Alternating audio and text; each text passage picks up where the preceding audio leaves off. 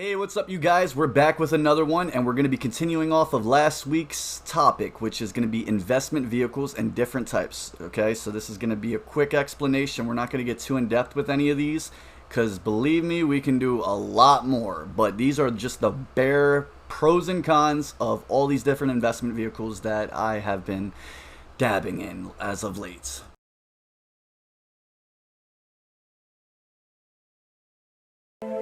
Hey, what's up, you guys? Welcome to my YouTube channel. Make sure you smash that like button, hit the subscribe button, ring the notification bell, and leave a comment.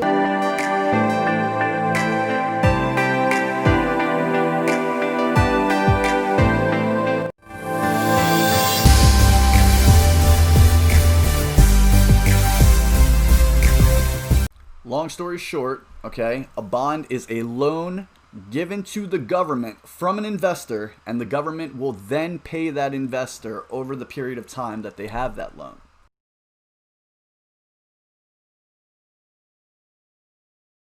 First and foremost, bonds are a whole different breed of beast compared to all these other investment vehicles. There's literally so many different types of bonds that we can't even get into it in one video. I'm going to have to make another more detailed video specifically on the different types.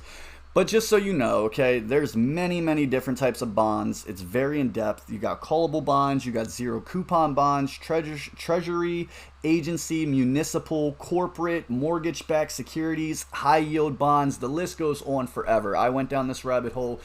It's extensive. But pro number 2, you generate additional income, okay? So pretty much you have a coupon rate, and that's the interest rate that the issuer pays on the bond. So as you hold that, you're going to be generating little increments of income, which is why these things are so attractive to a lot of different investors. So pro tip number 3 is that these are diversified, they're more predictable and more stable forms of investing. This is why a lot of people, specific types of investors, are drawn to this. Say for instance, you're 60 years old and you've got 80 million bajillion dollars, and you just need to let that not lose money due to inflation every year. So a lot of people that have a lot of money park their money in bonds because it allows them to essentially shield and sustain their wealth longer than, you know, inflation every year. Con number 1, and the most crucial one I'm focused on, is the issuer can actually default on paying you back, meaning you are out of luck. Now, if them not paying you back at all was a bad thing as con number 1, then con number 2 is a little bit better, but still a con. That means that they can pay back the loan early. That means that you have a possibility of losing out on additional payments that you were supposed to receive.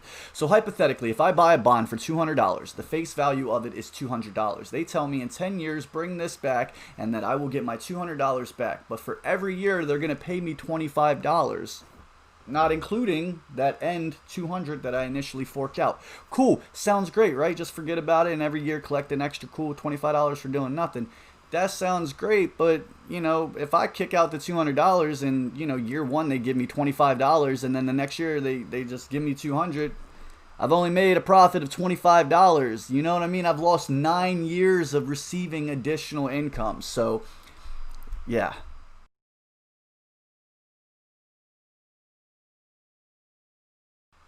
So that's it for pros and cons, but just some little quick vocabulary so you guys can better understand bonds a little bit more before you go off and do your own research. You have just 5 simple terms. Face value is the amount the bond will be worth. Okay, so that's face value of the bond. It's pretty self-explanatory. You get a bond for $1,000. The face value of that bond is $1,000. Your coupon rate is the interest rate that the issuer pays on the bond. So these are the payments for you holding it that they generate extra, not including that original $1,000, okay? Now you have a coupon date, not to be confused with the coupon rate, okay? The coupon date is the date issuer makes the payments. So this is when they agree to make you those extra increments of payments. The maturity date is the date the bond is worth face value. So that's the date that your bond has come to maturity. Okay, that's when you get back your initial $1,000. And then you got the issue price, which is the original bond price, which was $1,000. So just a little quick vocabulary when dealing with these things.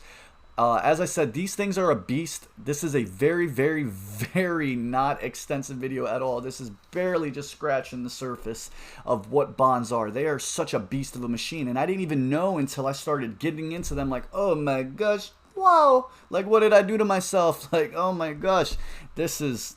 Yeah, they get really, really extensive. Many different types, many different kinds, many different rules, many different ways of why people use them as investment vehicles.